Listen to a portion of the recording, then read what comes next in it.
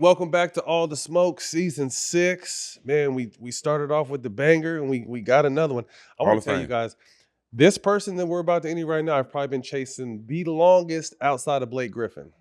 Her and Blake Griffin, whew, I've been bothering the fuck out of both of them, but I appreciate it. She finally found time in her busy schedule to come down and kick it with us, man. So someone we're both a huge fan of. Welcome to the show, Candace Parker. Thank you. Appreciate y'all. The one and only. Appreciate you. When we were just talking about parenthood off camera, so you're a mother of three. Excuse me. What's the age range? So we got 16, 3.5, and 17 months. Ooh, too little. Yeah, I just decided to start over. I'm right with Start you. over again. Right. You know a little bit about that. What's boy life like? I have 4 boys, and they're crash dummies. Like, what is? He said crash dummy. What you're talking about? You're holding your son's hand, walking down the stairs. He just wants to jump. Like, what is it like being a boy mom now, too? Well, first, we went to Disney yesterday, and I stuck him on Guardians of the Galaxy. He's 3.5, but he's like 43, 44 inches tall. So he's really tall and can go on all the rides. So it's fun from that dynamic, but I don't know what they're thinking 90% of the time. Like we're not. Sometimes we're not thinking at all. It's just keeping boys alive. We're not thinking at all. The boy mom. Yeah. I love it. Yeah. Basketball accolades. Your list is incredible. I'm gonna toot your horn a little bit. 2008 Rookie of the Year and regular season MVP. Incredible. 3-time champ, 16, 21, and 23. Only player to win it with 3 different teams. Lord. 2016 Finals MVP. 7-time All-Star. 2-time NCAA champ. 2-time gold medalist. I mean, shit. You wonder why your back hurt. Real. I'll tell you That's why, right there. Goddammit. You kind of sit. I mean, obviously, you just stepped away. So, in the process, athletes were always look forward. What's next? How can I continue to get better? You're finally in a place now where being a mom is first and foremost importance in business and life. But would you ever have you had the chance to kind of just reminisce on the run you've had, which is one of the greatest runs of all time? It's so crazy because, when you're a player is playing, you see these old heads, the retired athletes that come back and they say, like, these are the best days of your lives. And it's the bus rides and it's the dinners. And now you realize it. And I think the thing that I miss the most about the game of basketball, and yes, it was the bus rides. It was the teammates and camaraderie and winning and being in the locker room and all that stuff. It was like the moment before the ball was tipped. When you're like around the circle and it's like this opportunity that you have to dominate the game or to, and I miss that feeling most about the game of basketball. Watching where it's at now, it just makes my heart so happy because I feel like there are a lot of people that knew that the game could get to this point. But I also feel super grateful because there are those ones that were a part of the journey from the get-go that watched me from Tennessee, really from high school. And I'm grateful for my career. I'm also grateful I don't have to run up and down the court anymore. It's a lot. You know what it is. As you get older, I started associating the game with like pain. And I was activating to activate, to do walkthrough, to then deactivate, to then cold plunge. And it was just... my 24-hour day was around trying to prepare for a game the next day. And it just became the price was too high. So being a mom is number one for me now. Being able to be at my daughter's games, be able to take my crazy son to gymnastics and play soccer outside and show him that, mommy can hoop a little bit still, just a little bit.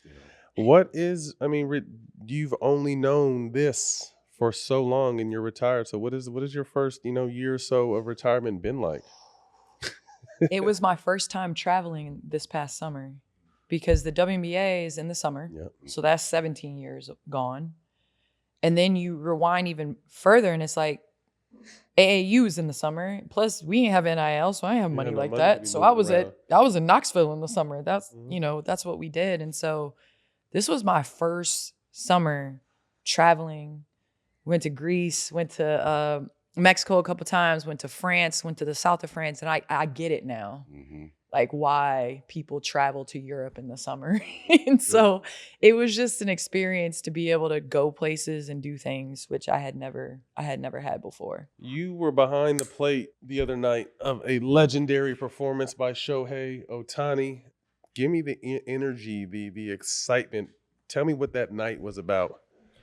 Well, first I was taking my family to the game. My son is into baseball because we're Cubs fans. Mm-hmm. So We forgive you. It was hard. Yeah, it was hard to watch the Brewers, win in Game 5 because a dream come true would have been them coming out here to play against the Dodgers. Mm-hmm. But anyway, I told my son it was okay for him to cheer for the Dodgers on this day. And when I tell you to witness just how epic that performance was, I mean, you talk about just 10 strikeouts, switching to center field, hitting that third homer, and not just like hitting it, like knocking it out the park. And just to witness that, I mean, my wife knows nothing about baseball, and she was like, he's pretty good. I'm like, the understatement of the year. The understatement of the year. But to witness that from home plate, I mean, it was. Yeah, you were right behind home plate too, right? Right there. Ooh-wee. Yes. I can only imagine. That's dope. Was named on the NBA on Prime Broadcasting crew. I know that's congratulations on that too. What did you pick up anything from the time at TNT from Kenny and Chuck and those guys that you can carry forward to your next stop? I noticed you ain't say Shaq. Shaq too. Oh, okay. You're like, did you pick up any basketball analysis from Shaq? No. Yeah, I really picked up how important culture is. Like whenever you're a part of a special show or a championship team or whatever it is, like it starts with like the people. And I think that that's something I'm really excited about building at Prime is just being able to like have a great relationship with Taylor from working at Bleacher Report for a number of years. Obviously D-Wade and I are calling some games together this season, and we've known each other like back to 2005, 2004. So I think it's just the camaraderie that we've established. Blake Griffin, same thing. He's like an older brother to me. So I'm really excited about the people, working with them, talking about basketball. The studio is sick. It's crazy. They went all in on that. The technology, you bring a tech company into sports, and I think the ability to be able to teach the audience is what I'm most excited about. Like in football, I'm a huge football fan, but I don't know defense and coverages like that. And to be able to now recognize defenses because of the blitz coverage and all those things that Amazon does on Thursday Night Football, to be able to apply that, like Shea likes to get to that spot on the court. He likes to go, he likes to come back right. To be able to show fans the spot that the defense is trying to keep him from going and the spots that he wants to get to, I think it's going to be so much fun. You met your wife overseas. How did y'all meet? So actually, she was an Olympian for the Russian national team. And so I officially met her there. But then, she's Russian, so she played overseas, crossed paths a bit, and then met her my last couple years playing overseas and stayed in touch. She had a boyfriend at the time. Look at she had a boyfriend at the time. Look how hard she cheesed. And so then it was kind of like passing the ball. She passed it, and yeah, that's all it was. So it was it's really cool because my kids, my ex-husband played in the league for a number of years. She's Olympian, I'm Olympian, so like my kids DNA is crazy. Are growing up with like that's mindset. The mindset that it takes. And so it's exciting for me to see, how she is with my daughter and helping her, but also with my sons, to be able to have that as, somebody to look up to. I have a question. Obviously, you had a husband before and you had a child with him. When did that when did it start living in your truth become real and you don't have to sugarcoat it. Yeah, that's what I'm trying to like. That was a hilarious way. That was like the most corporate way to ask. So like, when did you drop? I'm looking at him like, who is this? Who is this guy? Yeah. Normally he don't never try to do that. I'm looking at him like, hold up. This is, that's a line you gotta walk maybe not with her, but just in general, you got to walk delicately on that line. You could tell you got a 16-year-old because my daughter be telling me like, you can't say that. You have to say it like this. I'm like, sorry, we're 80s babies. I just say it. Yeah. So when did that kind of flip on? When did that switch flip? No, again, like I said, I had always dated men before and was open and honest about that. And then I think I met my wife and it was crazy. I started looking at things differently. Interesting. She was my best friend, genuinely, and then it became more. And from that, I'm grateful for the people around me because I think you have to first be okay with this yourself, with this lifestyle change. Like anybody you bring around your family, you have to be okay with. And so it took me a while. It was actually my brother was the first person that was like, we're gonna love you like no matter what. Goddamn right. And Anthony was huge in that. I think my nieces and nephews, like, being okay with the process of what it is. And again, I think it's just talking about it. I think it's people being open and honest, like to sit and talk with two dudes on a show like this about this and it be cool. I think it's important because there's a lot of different places that aren't okay with it. Right. My wife is from Russia. Trust me, it's not okay there. It's not a game. You can't. Yeah. It's not allowed. It's illegal, right? Yeah, it's illegal. It's considered extremist. And so with that being said, I realize like I'm lucky the time period I live in, but I also feel like it's not for certain that it's going to be like that in the future. Right. And so to be able to have your own choices, the way you live your life, is important. And so I think having conversations I used to be like, I shouldn't have to come out.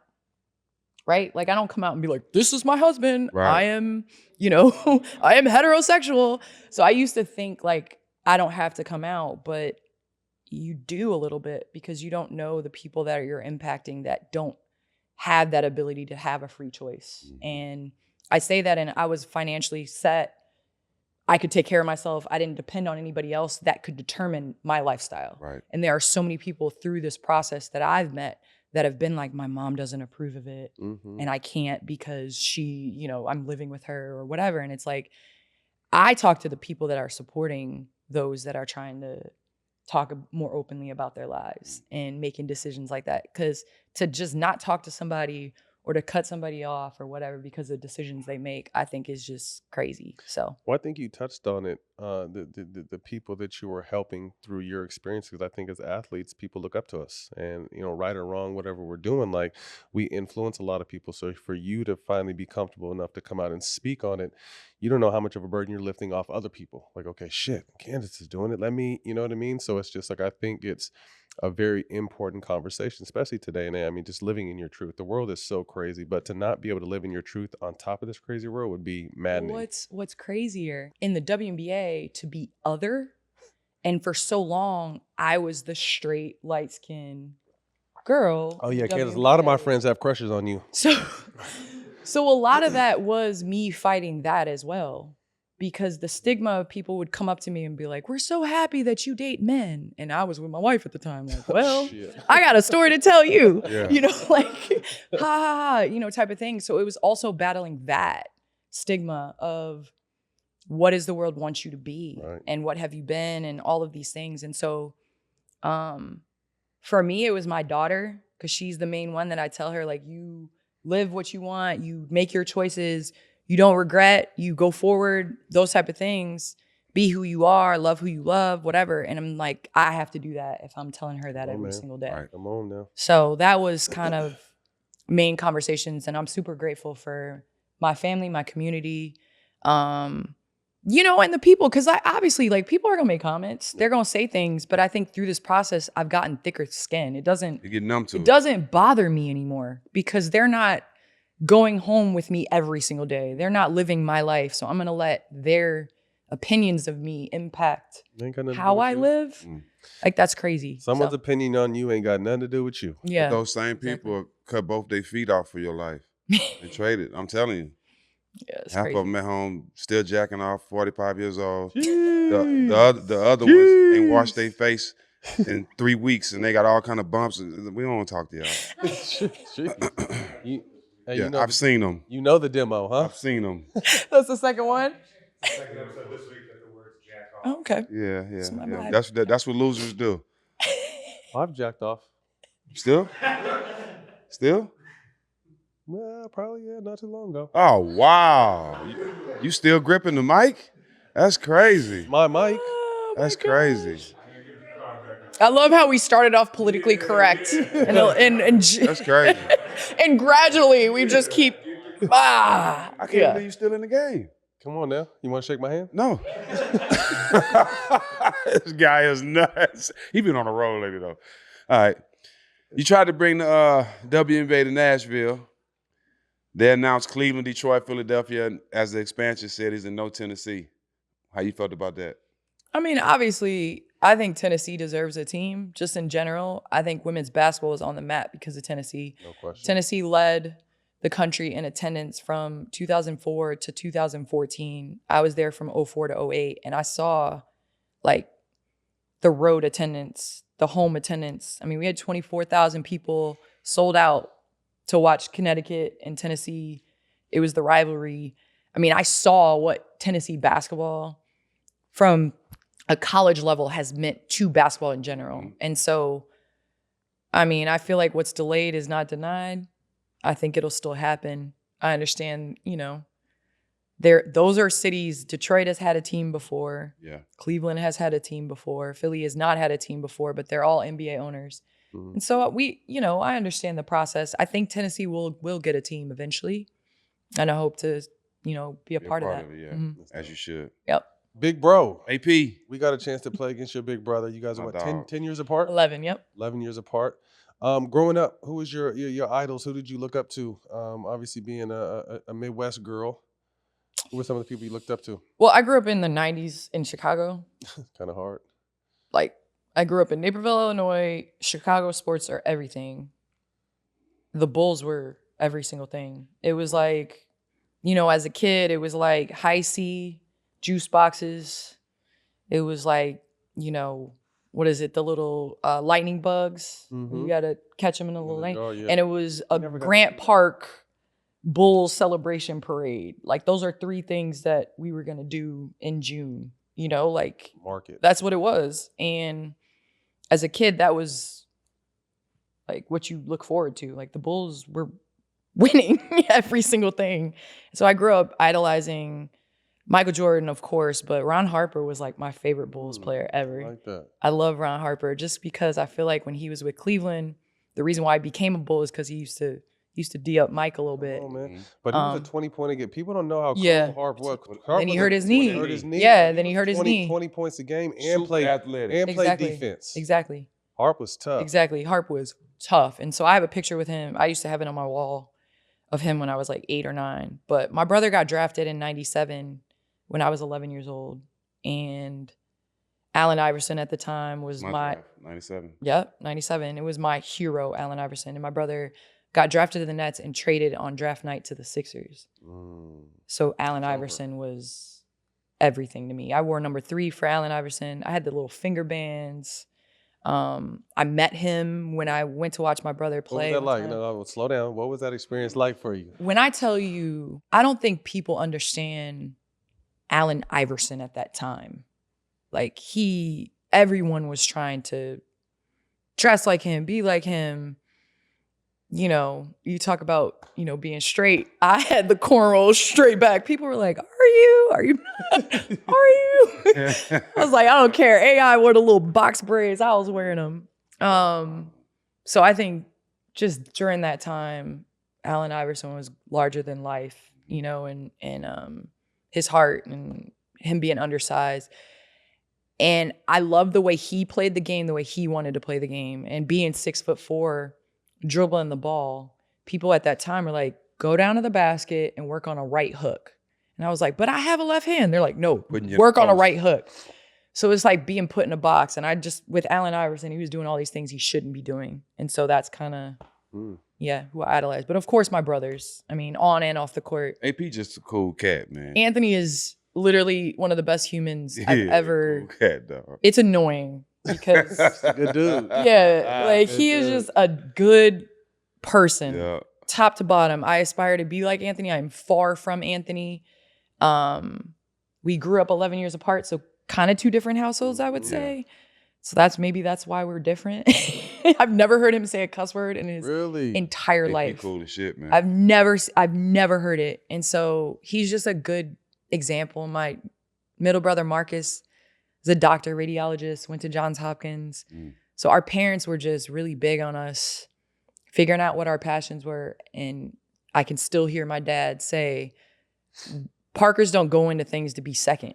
Like we go in things to be the best.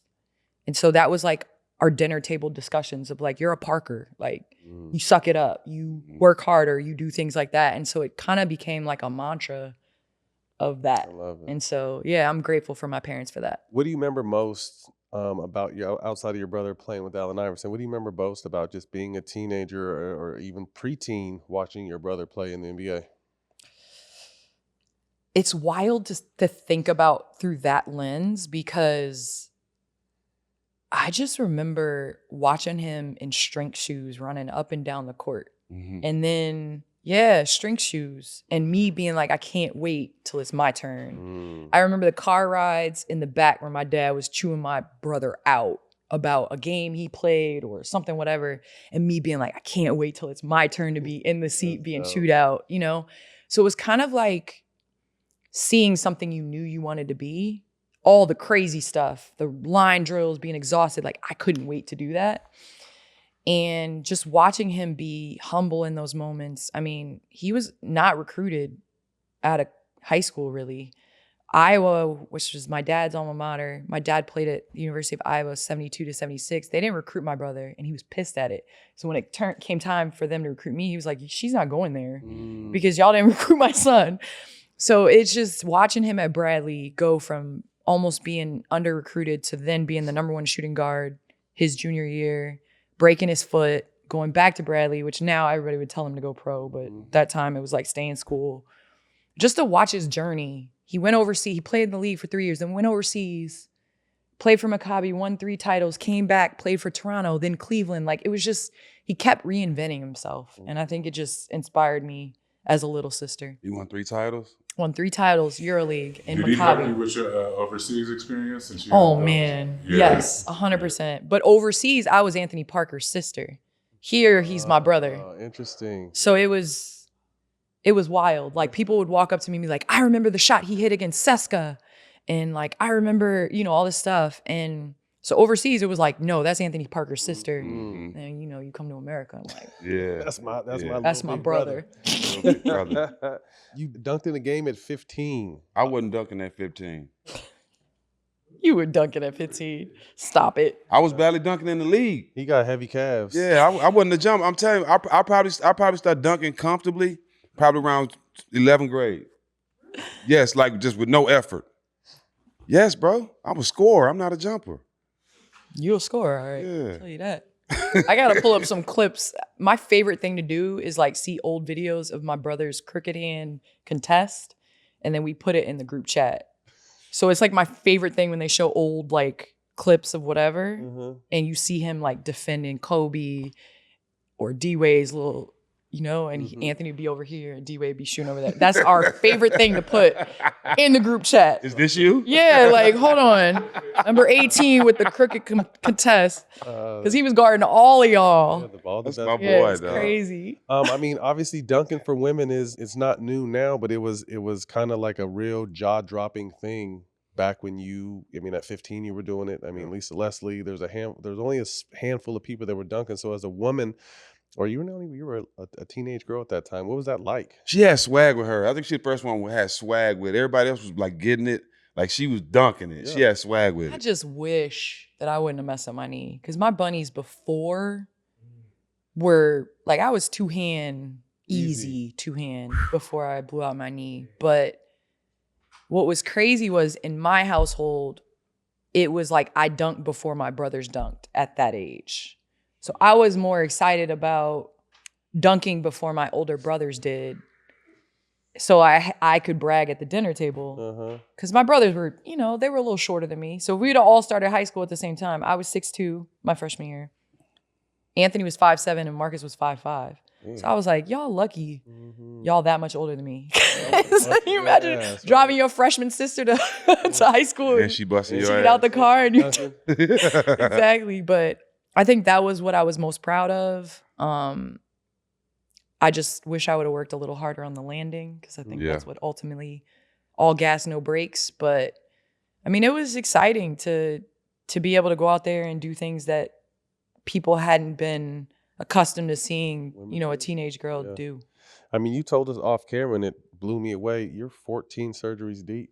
That's crazy. In an ACL, your senior year of high school with Coach Summitt watching, and tell us what you were telling. I mean, I thought it was incredible. I mean, your journey was almost over before it started. It's crazy. I've been bone on bone since I've been 17 years old. I came back in 5 months from ACL because I wanted to play my senior year. So when you see the old McDonald's All-American clips of me in the dunk contest and playing the game, I have a big, bulky knee brace. I was 9 months from ACL surgery. So I had surgery. You're normally kind of supposed to come back, but you came back at 5. And I think that's what ultimately caused the next year where I had to redshirt my freshman year at Tennessee. I had total knee reconstruction, femoral condyle resurfacing. And I mean, it definitely was difficult because basketball was my only love. I mean, I would do anything to bounce the ball.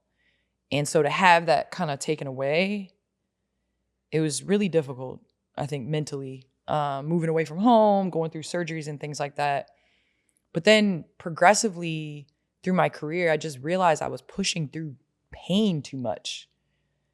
And it got unhealthy at a point where it was like you're hurting other things because you're pushing through knee pains. And, ultimately, like my foot was broken when I stopped playing. And so I have to stop associating like pushing through stuff as being tough and an athlete. Too much compensation. It's crazy because now my back is jacked up. And so as you get to knocking on the door, I'm knocking on 40, you realize like all the stuff you're doing, the mileage you put on your body, it's gonna catch up. Playing all year round.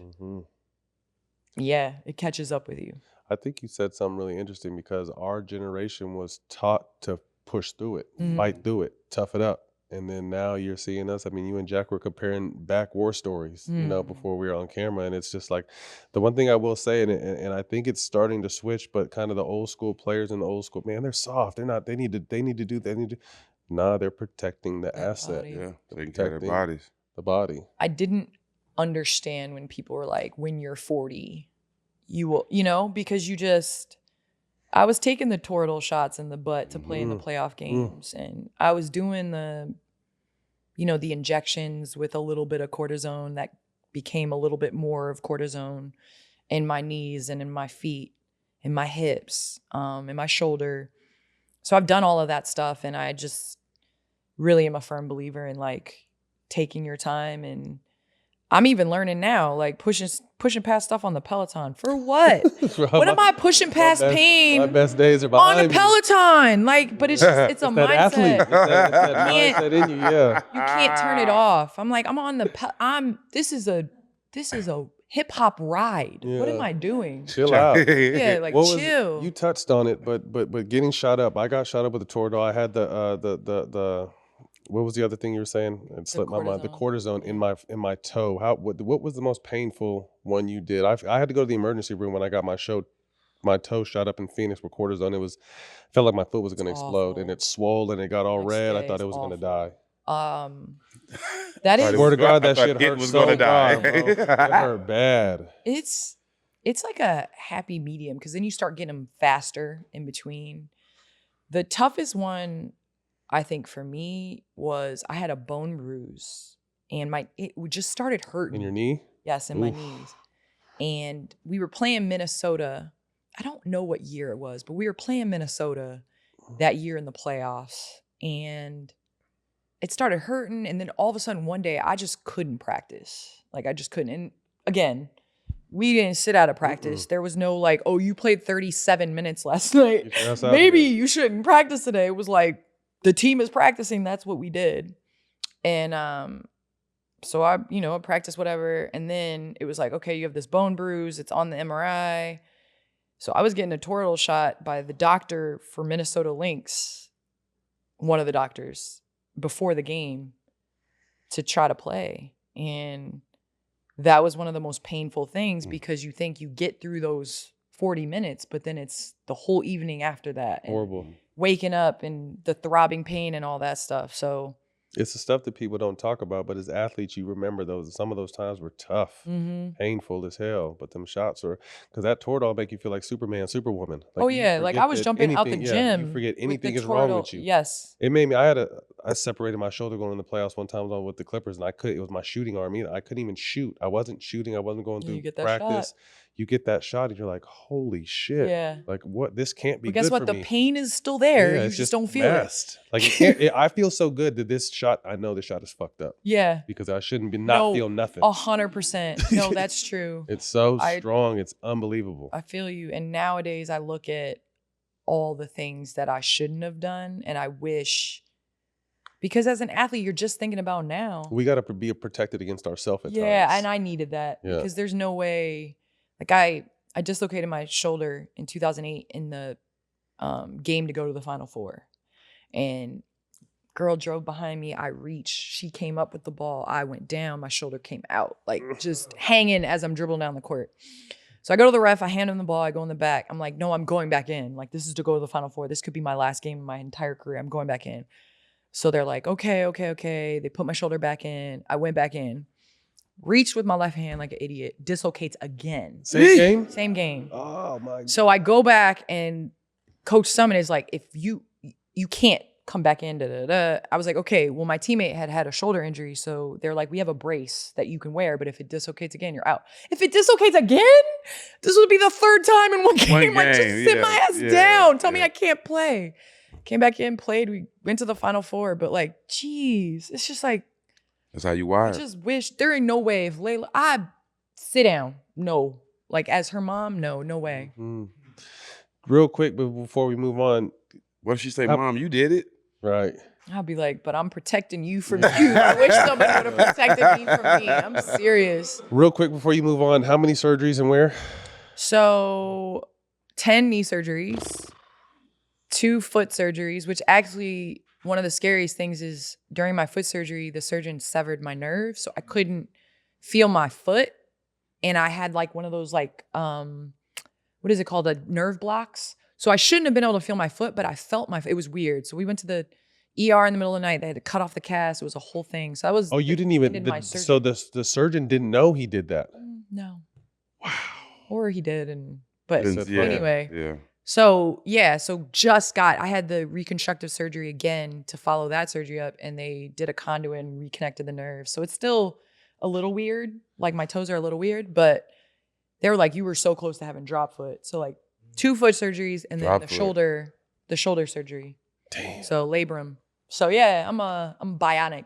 I'm hoping science can grow cartilage and stuff, but I don't know if I can wait for the knee replacement. Like I'm ready to get out and start playing beach volleyball, but I can't.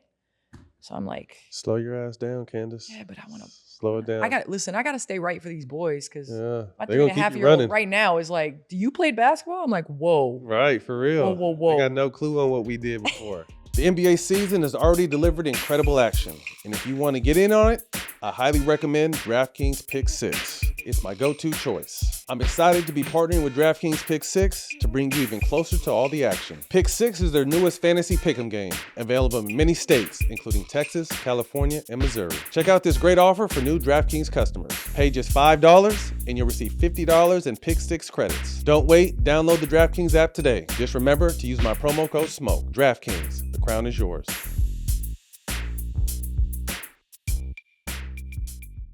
Boost Mobile has an unlimited talk, text, and data plan that's only $25 a month, forever. That means you only have to pay $25 a month for the rest of your life. Who wouldn't want unlimited wireless when it only costs $25 a month, forever? If you don't, you must be one of those people who enjoy overpaying for their phone plan. But it's not too late to change your ways.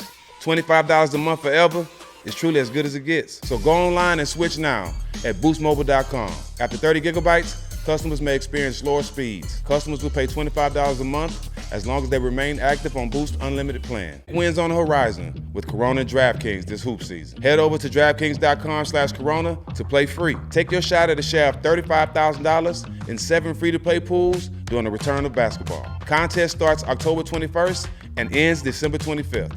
So enter now to get in on the action. Eligibility restrictions apply. Must be 21 plus to enter. Void in Virginia and where prohibited.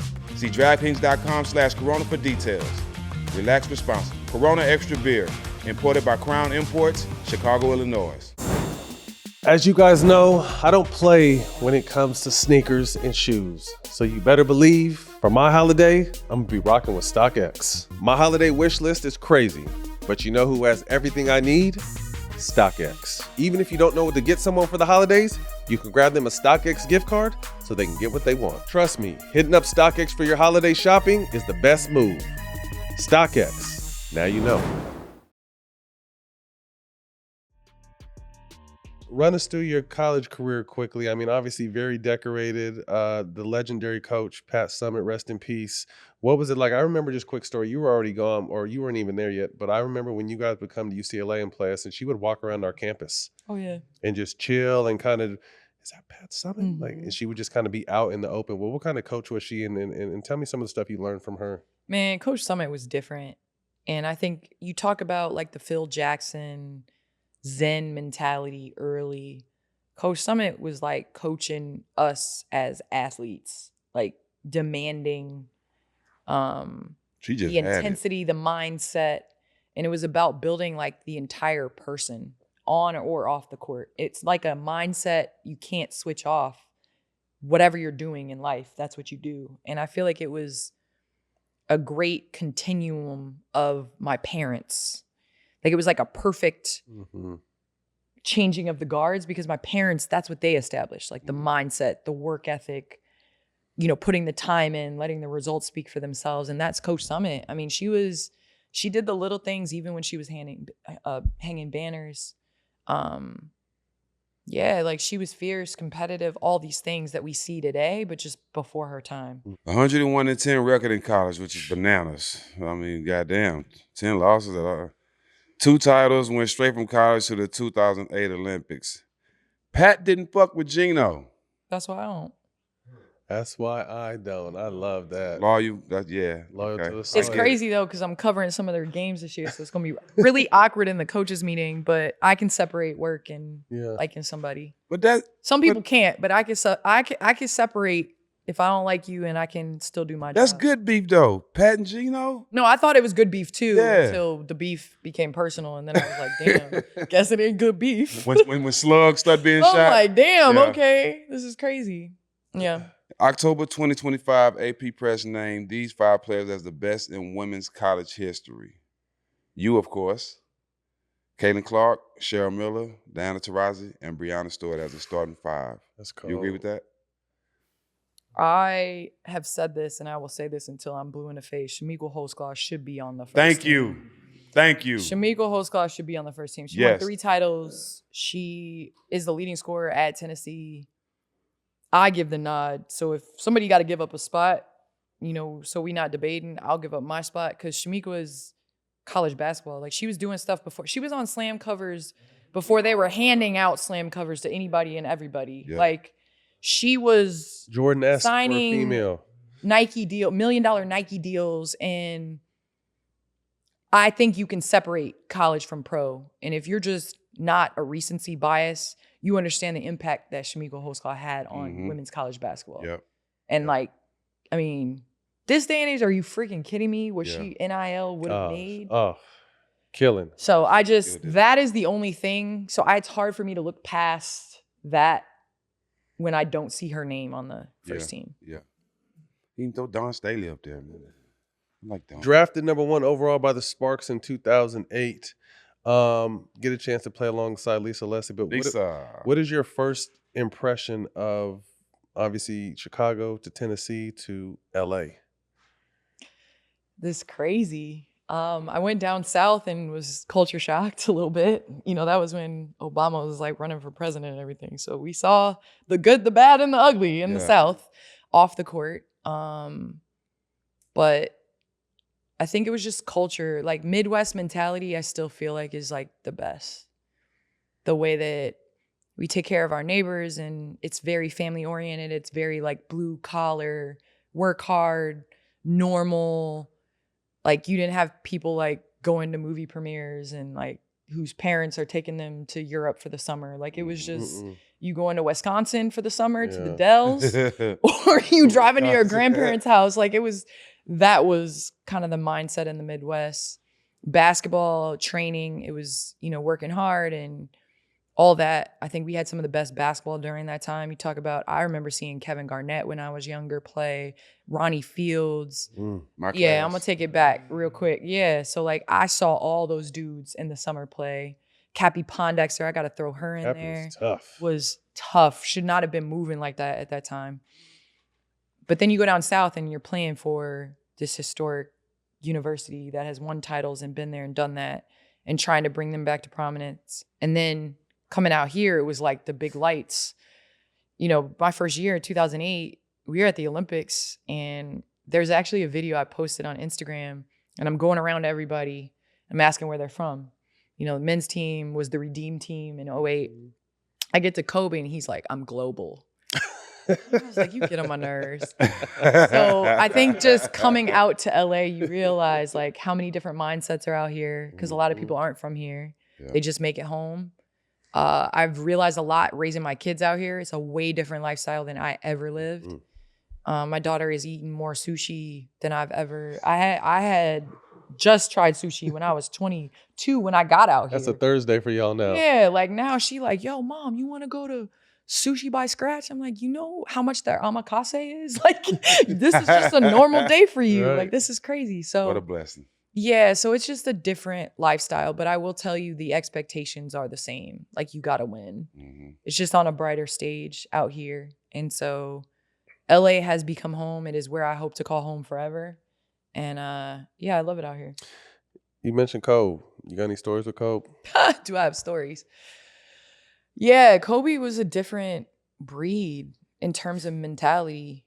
You know, I can remember when we were going through the 2016 run to try to win a championship. It would have been my first championship. And it was crazy because everywhere I'd been, it was like a 2 years adjustment period, and then we would win. So high school, lost freshman, sophomore year, got it done, junior, senior. College, it was like lost sophomore year, got it done, junior, senior year. And so when I got out here, I was just expecting to win. And in 08, we lost on a last second buzzer beater to go to the finals. So it was kind of like, okay, next year we'll win it. Okay, next year we'll win it. Okay, next year we'll win it. So I was out here in 2009, 2010 when he was trying to win without Shaq.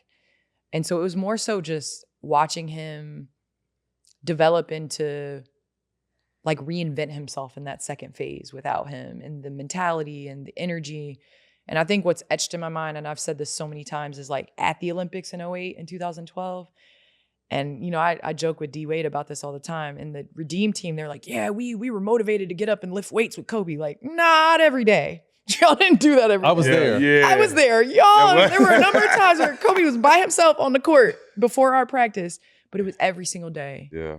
And so to see, like, a lot of times you see the hype and you see the conversation around this person's work ethic, but to see him when the men did not have practice every single day before our shoot around, out there working out with his rebounder, doing spot shots, doing, you know, footwork, it was crazy to me. And so I think that's what I take away, is more so than like, you know, the stories and the funny jokes and things like that, 100%. But like that. Yeah, you can hold on to that. Yeah, like that 100%.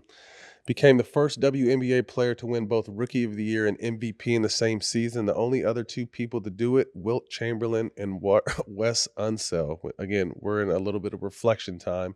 You came in the league and took it by storm, and to win Rookie of the Year and MVP your first season. I think a lot is made of the knocks that Caitlin Clark took her first season.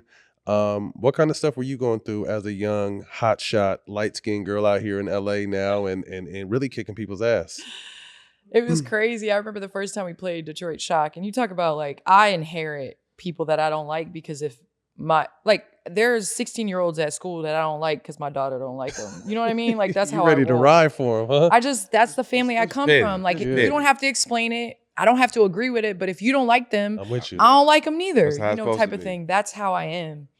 And when I tell you with the Detroit Shock, my coach at the time, Michael Cooper, did not like Bill Laimbeer. Mm-hmm. And he thought Bill Laimbeer's Detroit Shock played like the Bad Boy Pistons, which they did. And they had a player on that team by the name of Plannette Pearson, who throughout my career, I had taken hard foul after hard foul. And it was my rookie year. And I was playing well up until that point. It was before Olympic break, had just been named to the Olympic team. So I was taking a couple licks. And I remember Coop all the time he knew my personality, so he'd always try to hype me up. They're trying to punk you, Silk. That's what they call me. They trying to punk you, Silk.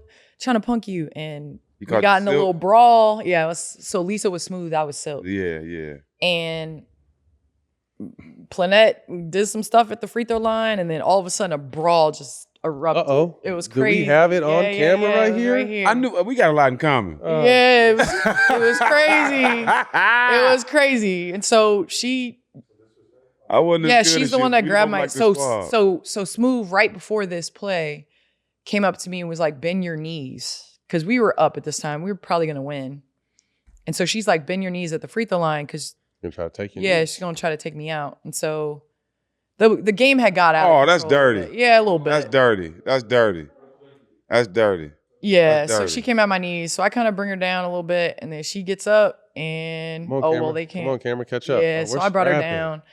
Started Michael Cooper. It was so funny to watch Coop. But yeah, it was a whole thing. So who pushed and swung on was that Mahorn, right? Rick Mahorn. So you got to see this angle. So she does this, and then I kind of fall, and then she comes down, and I got to bring her down, and then the whole thing happens.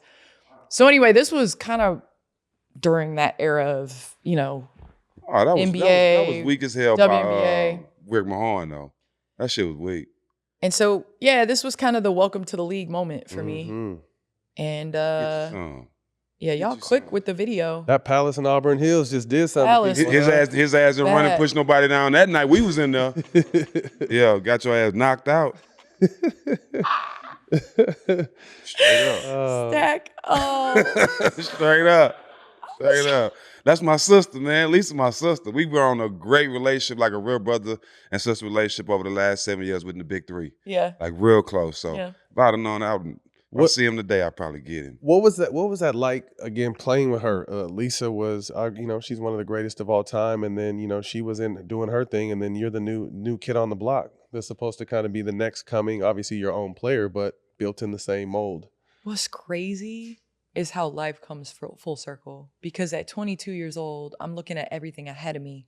She retired the year I gave birth to my daughter that season. And I came back and played from July till the end of that year. So I didn't get 2 full seasons with her, which is one of my biggest regrets. But I looked at it through a different lens until the end of my career because everything, again, goes full circle. So I'm looking at it as just playing the game at 22 and I'm going to show you and I'm going to be the best and whatever. And she's looking at it as a respect, older, built the league mentality. And it's crazy because I had that with Asia. Because I came back and played with Asia at 36, 37 years old. And you're looking at somebody that is, one, about to take over. She's going to have the reins for a long time. But the mentality is crazy because you look at it differently. It's hard to be older and kind of like know that your days are limited. There are more days that have happened than will happen. It's hard to accept too. It's hard. And it's also hard to accept when, because it's if you put the ball in the basket, if you dominate, if you're winning, things like that, it doesn't matter what you did. Mm-hmm. And so it's an interesting dynamic for me. I have so much more respect and love for Lisa because it had to be difficult to have a a player come in and have all this hype. And I wasn't even supposed to be on the Sparks. She had her daughter the year before and they sucked. That's why they got the number 1 pick. Mm-hmm. She was out. And so it's just one of those things where I feel super grateful to be out here and wear the Sparks jersey. And it was because of a lot of legends like Delisha Milton-Jones, Lisa Leslie, down the line, Nikki Teasley's. I didn't get to play with Nikki, but Nikki Teasley's, Michael Cooper's. So I just am super grateful for Lisa. We still stay in touch. Our daughters are kind of similar ages. So it's really cool. I mean, you touched on something that on the men's professional side we'll never know, understand, or really obviously have an appreciation for. But you had a child during or after one of your, like, what was that like? I mean, motherhood is so incredible, but then to lead up to it while you're playing and then drop a baby and then get back in shape real fast and try to get back on, like, what the hell is that like? It's crazy because I remember the moment I was like, I think I'm pregnant. I was coming back from the Olympics and I was just thinking it was jet lag, tired. I can't get right. Beijing time, I was exhausted. We'd played from October, college season, 2 weeks break, WNBA, then Olympic break. Then now we're at the end of the season. We lost on a heartbreaker. We go to the, I go to the San Antonio where the finals were to accept my MVP trophy. And I got back to the room that night and I felt sick, threw up. I was like, that's weird. All right, get back to LA, start kind of like preparing for the off season, just moved into a house. Sheldon was playing for the Kings at the time. So I had to get ready to go to Sacramento.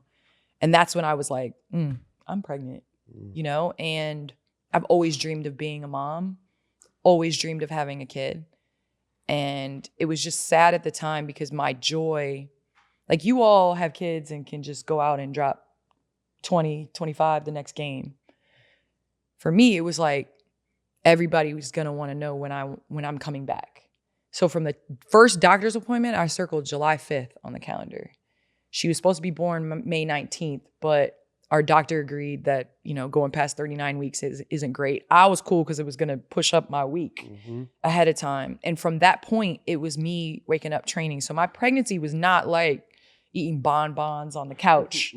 It was like, okay, as a passer, don't throw up my belly, throw over here. Wow. So that if, I was in the gym with Coop shooting up until the Wednesday before I delivered my daughter. That's dope. On the elliptical. I had my diet and things like that. And at that time, doctors were like, no getting your heart rate above 110. And it's like, how am I going to work? Like, come on. So stretching the rules a little bit. But the hardest part for me was like, once I had her, because I wanted to be a mom. I wanted to be all those things to her and not sacrifice that because of what I did. And I didn't want my motherhood to impact basketball. So it was me just fumbling through life at that point. I nursed her until she was 2 almost, and she traveled with me everywhere until she was 3 years old. I'm talking Russia, China, Turkey, all that. She rolled. And I'm just grateful that like Layla was such a great kid. Like she would be like, pregame nap? I'd be like, yep, pregame nap, baby. And we'd take our pregame nap. And we traveled the world together. So for that, I'm super grateful. But it was a lot. Like I look back on that and I'm like, I don't know how I woke up. In every playoff game, she would act a fool. Like that's just how it was. She would get sick or have a bad night or something before a playoff game. But basketball doesn't care if you got 4 hours of sleep the night before. At all. So thank you for sharing. Like I've never known. Like obviously we've heard women and some of them have been bad stories and tough hurdles, but to kind of walk through that journey with you, I've never heard that. So I appreciate you sharing that with us. Appreciate y'all. Battles with Maya Moore. Went toe to toe in the 16 finals. Came down to the wire. What was it like playing against her? Someone who we feel obviously left the game a little too early. Yeah, this end of this game is crazy. Yeah, I think Maya Moore was one of those players that, I don't know why she went to double, but Maya Moore was one of those players, I'm happy she did. Why she went to double? I don't know why she went to double on that. I just got a straight basket cut. But Maya Moore was one of those players that had game. Like, you could defend like this, and she was still going to hit that turnaround jump shot. We didn't play against each other in college, but we balled against each other in the professional ranks. And I measure a player's ability to really change the opponents. Bills go down there, yeah, this game was crazy. I measure an opponent by if you are looking at that game on that calendar and you know you got to bring it.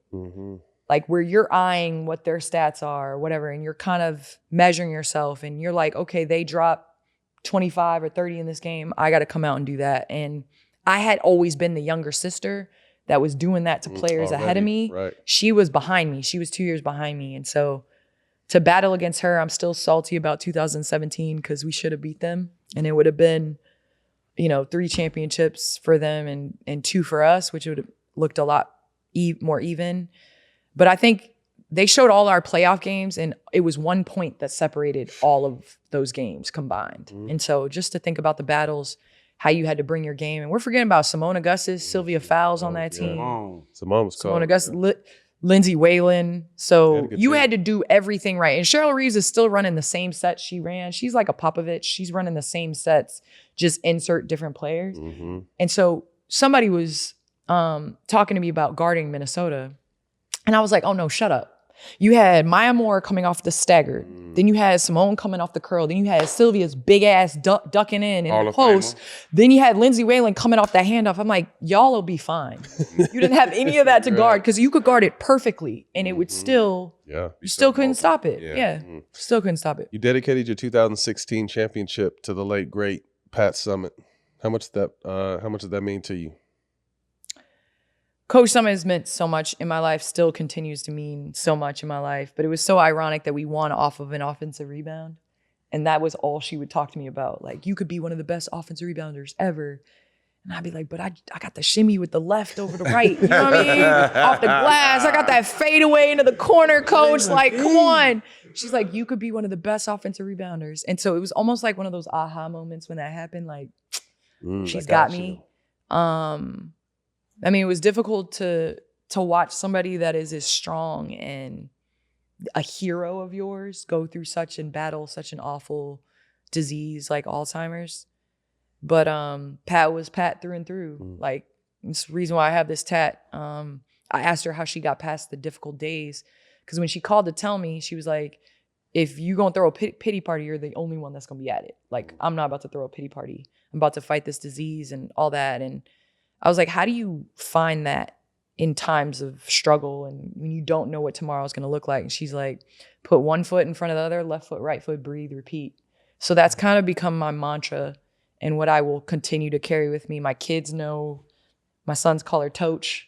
They know her teachings, and my youngest son is named after her. Hart Summitt is his name. And so she's somebody that will forever be a part of my daily doing and what I say and how I hope to present myself. This segment is brought to you by StockX, the trusted source for the most coveted drops and everything you need for your holiday wish list. We're gonna do a little stash or trash for the holiday. A segment, Jack, you came up with and I guess they like. So I'm gonna show you an item from the Ultimate Gift Guide on StockX. You tell me if it's stash or trash. The Jordan 4 Retro Cave Stone. Trash. Stash. Give me a Supreme Wu-Tang hoodie sweatshirt. Yeah, you stashed that. I'm gonna need that in the XL, please. Swatch Omega. I know you're a watch guy. You mess with that? Trash. Trash it, he said. The Nike Levi trucker jacket. Stash. I need that actually. Okay, that's dope. I need that in the XL. I need that in XL too. I'm wearing that with some cargos or some nice sweats with some Air Force Ones. All white. Adidas ZX 8000s. No, trash, yeah, that's completely trash. The Denim Tears Mono Cotton Wreath hoodie. Yeah, I stash all the colors. That's that boy. Yeah, we need that. We need those too. Everything y'all asking me about, I need it. Chrome Hearts CH Hollywood trucker hat. Gotta have that. Digging stash. Big thanks to StockX for making everything possible. Don't forget to get you and your people right for the holidays with StockX. This episode is brought to you by Roe. Sometimes the subtle signs are there.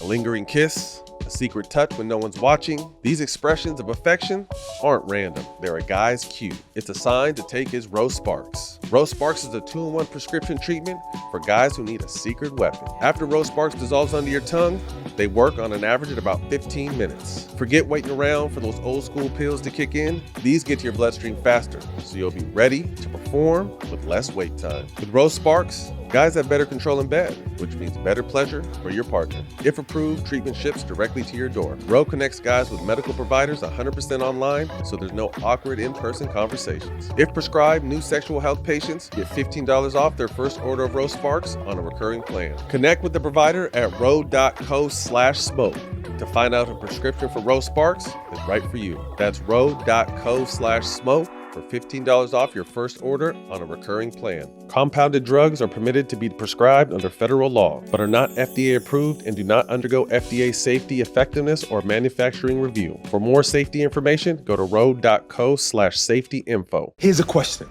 If you walked into a stash house full of $20 million, how much would you steal? That's the question Matt Damon and Ben Affleck have to answer in Netflix's new movie, The Rip. They play a team of Miami cops alongside Tiana Taylor, Steven Yeun, Catalina Sandino Moreno, Kyle Chandler, and Sasha Calle, all trying to decide, are they the good guys or the bad guys? This movie is an edge-of-your-seat thrill ride the entire time, keeping you guessing till the very end. Don't miss The Rip, only on Netflix on January 16th. Today's episode is brought to you by DraftKings. DraftKings, the crown is yours. Championship with your hometown team in 2021. What did it mean to go home after your legendary run in LA? You go home and you're able to win one in your first season. Nothing like it, man. Winning at home in front of people that first saw you pick up a basketball. They had the number one two pick. So it was between LA and Chicago to have the number one pick in 2008. And I remember hoping Chicago didn't get it because I didn't want to go back home and deal with that. It takes a special someone like D-Rose playing at home, getting drafted there. That was a lot. Yeah. Like Bron and Cleveland, that's a lot. Like ticket requests and just, you never get to kind of spread your wings and grow up. But what I found was I wanted to go back home. And I feel like that's really true. Was Jay-Z, like if you let it out its cage and it comes back, it's here to stay. Yeah, and so I feel like Chicago has always been a part of like the fabric of who I am, but also, man, it's super special to win there. And with those people, my high school math teacher was there. It was just high school coach was there. It was just, it was amazing. The Aces, you got a chance to win your final in 2023 with Asia, Kelsey, and that group. You spoke to the I guess you and Lisa, and then you finally got to see it on the flip side with obviously Asia and what she's been able to accomplish, and we'll touch on her a little bit. But what was that one like? And then seeing her kind of coming into her own as, arguably one of the greatest players as well. It's so crazy because there's this like arc of humility, right? Like when you're young and brash, your humble meter is low probably. Like you think you can do anything. My son is in that era of the three and a half year old that thinks he can live jumping off of a whole flight of stairs. That's how you are playing initially in your career. You're young, you think you can do whatever. And sometimes you surprise yourself and you surprise everybody else, right? Middle of your career, you start figuring out the game. You understand who you are. You're like, whatever. But you still think you can do whatever and you still can be the best and whatever. The end of your career, I think that really determines what you're going to be. Like, are you going to choose to be humble and honest in looking at yourself and what you're capable of? Or are you going to continue to live in this facade of what was? And I think that the Aces made me realize that I am so much more than basketball, but also made me realize that I'm not the Allen Iverson that can go play a role on the Detroit Pistons. Yeah. And it's okay, but I'm not also going to be the Paul Pierces that are saying he was better than Wesley Matthews at the time. Y'all might have to edit this out. But like, do you know what I mean? Where like you're sitting there and you're like, no, I'm better than him. And it's like, but you're missing the whole point. You may player to player be better, but for the team, he's better in that role. Mm-hmm. And a lot of old players, I remember everybody else around them realizing that and them not realizing it. Mm-hmm. And so it's okay to be honest with yourself where it's like, it's not fun for basketball if I don't have the ball in my hands. Mm-hmm. And if I'm not operating from this position, because I've done that for so long. Do other players want to extend to play basketball and play another role? Yes, that's great for them. I don't know if I can do that and not make everybody miserable around me. And so it was like at that moment was like, and my foot was going on. So it was like, I'm better over here outside the lines. I'm better like, hey, let's add this, let's do this, encouragement, that type of thing. Because that was the shift. Like that was the aha moment where I was like, Asia getting busy. Like she's MVP. She's got years to come. I want to help her grow in that way and be a support system. So sitting on the sideline, watching 2023 championship, I was super happy because of the great people that I was a part of it with, but it's always an asterisk. Like it really is. It's always like, is that a champ? Like I know people are going to question that championship because I was not on the court for that. But I think it taught me just as much as the other 2 championships. Like I think it taught me like, I'm okay in this life. Like I'm okay with what I have done to move forward with that mindset. And it's okay to leave that behind. And yeah, like I think just being a part of 3 completely different championships is wild. And I'm a little salty because the 2023 ring is the nicest of the 3. So I'm like, y'all really just put all these diamonds in this ring, but like the other 2, they're nice, but Vegas came with it with that championship ring. Yeah. This wasn't even on the list, but it got me thinking as you're speaking. Obviously, you being one of the greatest female players of all time, we're watching Braun, and although Braun still has some left in the tank, there's a little bit of passing of the guard for him. And again, I just like to hear it from your mind, and you brought up Allen Iverson and how he kind of struggled with trying to fit in a role. What do you think? And again, just what do you think kind of is going through Braun's head at this time? And you're 23. He's starting the season on the sideline with some back issues, but understanding that the game is moving on and in his best days, you know, we've all watched him. I don't really know because I think every player is different from whatever role you play. It's just you deciding what you want next. Like how much you're going to carve out for yourself next. Because if winning is truly the goal, then you have to humble yourself and realize like maybe you're not going to play this role winning. And to me, I feel like that's the reckoning. Like Father Time, it didn't matter how long, it is delayed. It is not denied. Right. Like it's going to catch up with you. And what I realized quickly is I'm going to play these 2 or 3 years and people are only going to remember the bad stuff. They're not going to remember any of the good stuff. They're going to look at me and think I'm old and man, Candace used to be able to get to that, whatever. And it's like the positive was outweighing, the negative was outweighing the positive. Mm-hmm. And so I think Bron, obviously, in the amount of years he's played, has added to his legacy tremendously. I think a conversation that every player has to have is this outweighing, is this more positive than negative? Mm. He's never had to deal with injuries before. Mm-mm. And so to see somebody as human, Bron had never had any major injury before. And what was it, that Christmas game? He played at the Warriors years ago when he first got to the Lakers. That was the first time he had missed significant time. And so with these injuries piling up, it's figuring out, is it worth it? And sometimes as players, we grind way past when we should grind, Mm-hmm. Things are getting a little spicy out here in the streets. Was it Nafisha? Nafisha went in on the commissioner. The CBA is set to expire soon. People are thinking the lockout may be looming. Stars like Caitlin Clark only making $75K. What is your thought process? Because you were, obviously Lisa and them started it. You had a heavy influence on carrying it to where it is today. And now, I feel lockouts only hurt us. Lockouts only hurt players. What are your thoughts on? It hurts the owners a little bit too. But sometimes it's done right. No, but you also got to think sometimes this is just lockouts were y'all 2, or actually I was in 1. I was 2. 98 and 10. Was it 10 or 9? What year was it? No, 10, it was 11, right? 11. What are your thoughts on kind of what's moving forward for this league and where you hope it continues to grow to? Well, obviously, people respect people with zeros at the end of their checks.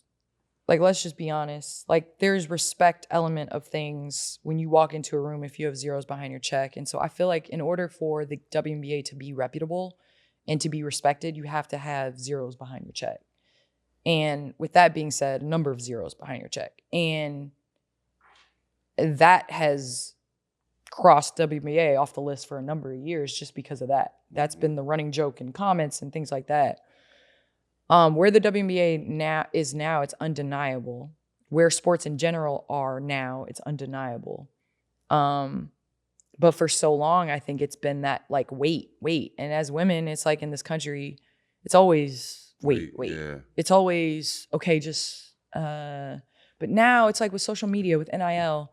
So if you're telling me you can't pay players over $1 million, but you're giving coaches, I've never heard of a league where the coach is paid more than the best player. I have never, and please correct me if I'm wrong. I don't know. The best player on the team is going to make more than the head coach. Yes. So with all of these owners that are saying, or the WNBA in general that's saying we can't play players that, then how are you finding this for coaches is what would be my first question in the CBA negotiations. But I think there's got to be a tremendous amount of change because it's not only impacting the on the court salary, it's public. So people understand what you're playing in the WNBA for. So these companies are then coming to you less than male counterparts, and women have more sometimes at times with more followers. And you look at Paige Bueckers, her followers in college were way more than Jalen Suggs that got drafted. And so it's just one of those things where it's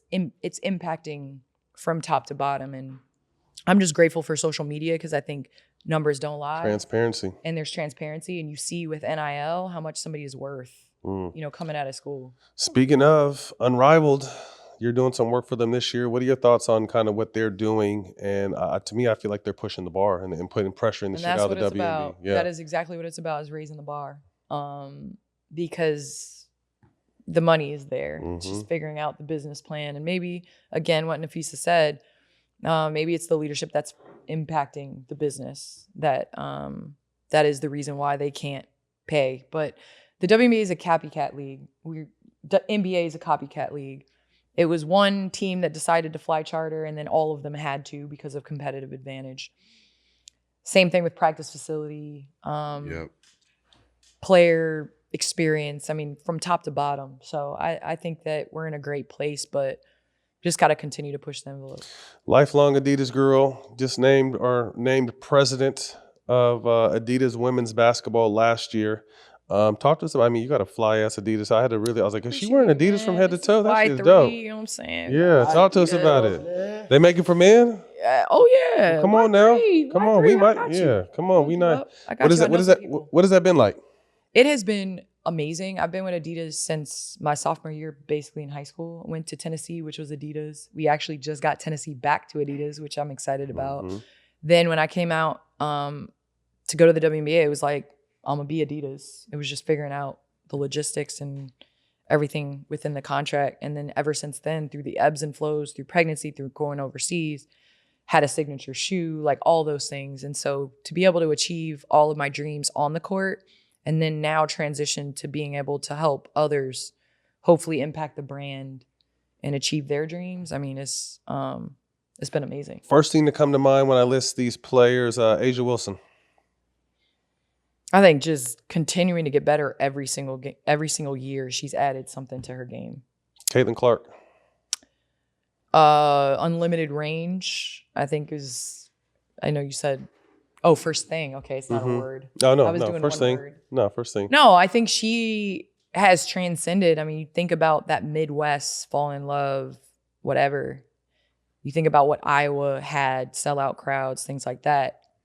It transcended to other areas as a result of her ability to connect with people, and I think that leads back to where the game is now in terms of shooting and her taking that and making it better. And Steph Curry talks about it all the time, like Reggie Miller, Ray Allen, those were the dudes. And Steph has taken that and has added to his craft. And I think, I know Diana Taurasi is on this list. I think Caitlin Clark has done that because Diana was kind of that first one that had that range where when she walked in the parking lot, you had to guard her. Well, speak to Diana. Yeah, Diana, just a competitor, I think is one of the deadliest shot makers. Clutch. No matter who was in her face, no matter what country you're in. I played against her overseas. Some of the Sue Bird said this on our podcast. Like some of the craziest games were actually the water. Games nobody saw, similar to like the Redeem team or not the Dream team with the Select team. Like it was overseas. That were some of those games. And Diana was just, didn't matter what continent she was on. She was on, it was going to be an off night for you. Angel Reese. Angel Reese, I mean, I think just a tremendous competitor, athletic, I think has the versatility and movement at 6'4" to be able to dominate the game in a number of ways. Paige Bueckers. Silky smooth, mid-range master. She kind of reminds me a little bit in her ability to get to her spots, almost like Shea a little bit, where it's like everybody's going towards the three-point shooting, and that's great, that's well, whatever. But what has been sustainable in basketball has been that mid-range. Maya had it. You know, obviously Diana had it. Sue had it. Paige is kind of like adding to that as well. Cheryl Miller. Cheryl Miller, man. She is my GOAT, the person I looked up to. I remember my dad showing me her and how she moved. She just moved different. Was athletic at 6'2", had that attitude. And I grew up with older brothers. She had Reggie. It's so crazy, like how much shit she talks, and I love it. And so to see her play that game in the 80s, it's crazy. So she was way ahead of her time. I want to ask one more. I want to ask something, and I don't want to keep it too much longer. You used to have, and you kind of just touched on it, the WNBA wasn't necessarily your high. You had to go make your money in the off season overseas. Yep. What was that like? I mean, that's basketball pretty much year round. The one thing that everyone wanted to be is in the W in the States and have a strong league. We're still trying to get that there. You had to really go make your money overseas. Yeah, my summer job was the WNBA. I mean, I played the WNBA 100% because I loved the game and I wanted to play, and the ball was bouncing. I wanted to play in front of people that, you know. Spoke English? Yeah, spoke English and all those things. Made my marketing endorsements, Adidas and Gatorade and, you know, that type of thing. But it was overseas where, like, I take care of my family, you know. And, I mean, the Rolexes, the black diamonds as gifts from our, you know, our owners over there, That's Russian dope. owners, chefs, drivers, beautiful apartments. We flew charter. We were treated like professional athletes over there. And with that being said, it was still overseas. I mean, I was still playing in Ekaterinburg, Russia. My daughter's first school was in Russia. She spoke Russian. And I'm grateful for the experience. And honestly, like, if I had it to do over again, those are the options. Do I wish I could have stayed stateside? Do I wish I could have had an off season to work on stuff? Yes. But that's how Made a living. made my money. Yeah. All right, quick hitters. First thing to come to mind, top 5 women hoopers of all time, and don't be shy. Women's hoopers. I love how you didn't say WNBA, because I think Cheryl Miller gets left out because there was no league, but Cheryl Miller is definitely like my top women's hooper. I'd say Cheryl Miller. Cappie Pondexter is somebody that I looked up to. So I would say, just in terms of me modeling my game, Cappie Pondexter, Cheryl Miller were huge. Tina Thompson is another one that was huge for me. She was a post player that wore her lipstick and was fly on the court, but Knock It Down was that transition knockdown four that wasn't that stereotypical post player. You know what I mean? And I really loved watching her play. Tisha Penicheiro. Was one of the best passers I've ever seen in my life. I watched her at ODU a lot. My brother actually called us on the phone and he was like, there's this girl at ODU going around. Bradley Bray's, you know, women's basketball team is crazy. And she was playing. So I've known Tish for a long time. She's unbelievable. And I would say my 5th, honestly, would probably be Chamique Holdsclaw, of people that I really looked up to playing. Chamique Holdsclaw was that mid-range. She moved different. And I would always be out doing the and one mixtape, trying to like not dribble like this or have a shot where I'd step into it. Like I liked moving, you know, and I liked not cone drills, but like just reacting and things like that. And Chamique was like, yeah, she was that. Childhood crush. Allen Iverson. And I'm going to tell y'all something. and y'all better not bring this back in my face because we talking about back then. We're not talking about right now. Bow Wow. Bow Wow was on my wall. I was little Bow Wow. You just don't know. The way you move so flat across the floor. I mean, you run through my mind like all the time. Like I knew every single Bow Wow lyric. I met him at a meet and greet and looked down. I had my Kango hat on, my FUBU shirt. Yeah, Bow Wow was like, Bow Wow and B2K were that was it's crazy. One album on repeat. Anything Jay. I mean, I'm a Jay-Z fan. I would say I'm like real heavy Blueprint right now. Yeah. Like that. I'll do Blueprint. Yeah, them B2K boys had a crush on themselves, I see. Right. Y'all are hilarious. MJ, Kobe Bryant, rank them. Ooh. I got to rank them? Yeah. Okay, well, I believe that if you are the blueprint, then you are what everyone is trying to copy. And I grew up in the Chicagoland, and MJ was like him, all of those things. And so I would say MJ 1, Kobe 2, Bron 3. And I know I'm going to get killed being out. I'm with you. That's mine too. You said the blueprint, then the blueprint too. What are we talking about? That's what I'm saying. And what then, are we talking about? and then we have somebody listen. Like, let's put it in perspective though. Bron is Karl Malone size doing the things that he does. Yes. And I just am enamored by how he has continued to reinvent his game, continued dominance, all of those things. So hats off, respect to Bron. Yep. I idolize the little like footwork and the like critique and all of that. And you could just tell like Kobe was the blueprint too of Blueprint. I mean, just from working with Kobe in the gym, like he's like, are you a toe spinner or are you a heel spinner? Like nobody's ever asked me that before. He's a toe spinner. Like, yeah. And so it's just like, he's like, and Jordan would rock. Are you a rocker?